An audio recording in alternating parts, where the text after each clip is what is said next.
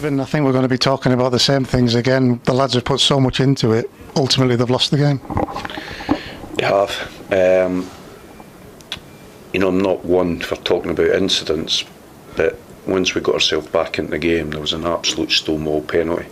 I've been into the referee's room after the game to speak to them on it, because what was explained to me at the referees get together was that if your hands are in what you would consider to be a natural position and the ball strikes them from a yard away, it's no penalty, accepted.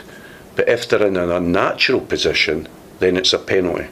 It struck his hand almost up at his head. It's as stone wall as you're going to get.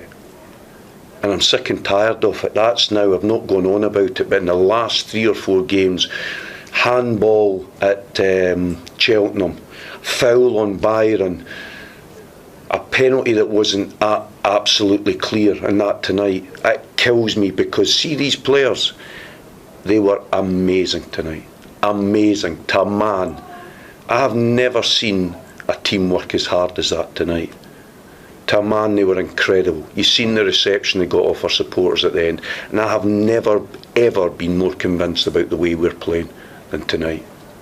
That is such a huge moment. What have the officials said in response, if you're allowed to tell us, because it is so key?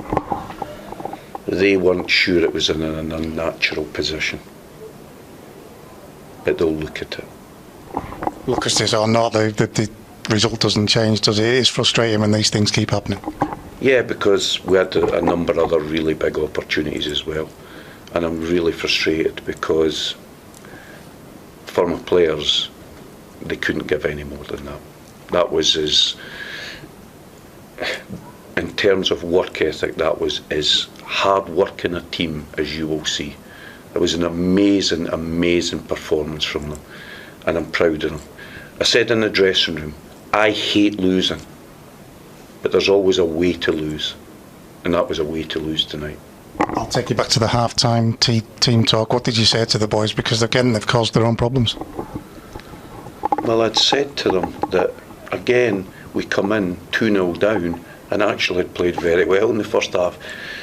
I don't think Adam really had maybe one save to make, and we find ourselves 2-0 down. Incredible. But we reacted properly. We had a lot of good moments in the first half, but we have to eradicate them. But I know when I came into the room after I'd been out for 5 minutes speaking to the referee, the players know how close they are to being a really good team, and it'll come. There's no even a doubt in my mind it'll come. Giving themselves those mountains to climb, you've said it before, that's one of the things that they have to get rid of. Of course, we're aware of that. But if your team works like the team worked tonight and the football that we played tonight, you're going to be a good team. You've got a real chance, and we'll get there. Having been the team in the ascendancy, what does it feel like for the manager in the dugout, the technical area, to see his team go behind?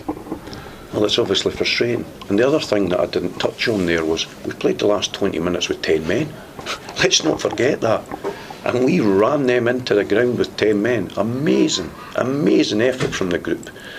There was so many things that spurred against us tonight, but we didn't feel sorry for ourselves. That's one of the things I spoke about at half-time, not feeling sorry for ourselves. And we didn't. We gave an amazing second-half performance. There was a couple of concerns. Jonah, he looked like he was holding his hamstring when he came off, and Skoogs, he looked like he pulled his. Can you say what's happened to those two lads? It's very early. I hope it's just fatigue.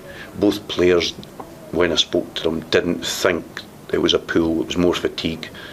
I can only pray that it is, because they're such influential players. When we got that penalty goal, there was only one team going to get another goal. That's where the frustration comes from, isn't it? Of course it is. But, in defeat, you're always disappointed, but I want to concentrate on the positives, and to a man, they were amazing tonight. I keep asking you this, but is confidence taking a bit of a knock at this moment in time? I think confidence went up tonight. I do. I honestly do. Because you can always be clouded by the result, but the performance of the team was amazing. And we all know you have to win games. We all know the game's about that. But we're at a club that was a league above us, that had been performing well in League One, and we came here and dominated a game of football, which is quite amazing. You spoke about your faith in the players. You could have made changes at half-time. Was it a case of sending them out and saying, get out there and do it? Yeah, absolutely. You know, and you can see for yourself, we're very close to being a really good team. And we'll get there.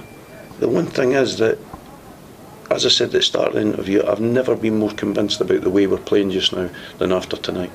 Just think Elias coming out of the dressing room shaking his head. He knows he's had another good chance. His goals are going to come. His goals will come because he's getting into the positions. It'll take a little bit of time, but his goals will come. I have real faith in that kid. What do you do now to prepare for a big game on Saturday?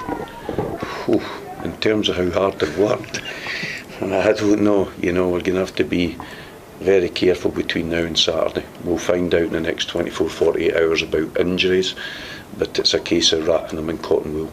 I know we had a bit of a question of whether Fella would be available because he's from Scunthorpe. I don't think he will be, will he? No, I'm not sure that there's anything in the contract, but there's always a gentleman's agreement in these circumstances, and we respect that. Looking forward to Saturday with the way these boys are playing? Amazing. Can't wait. Cannot wait. Thanks for your time, boss.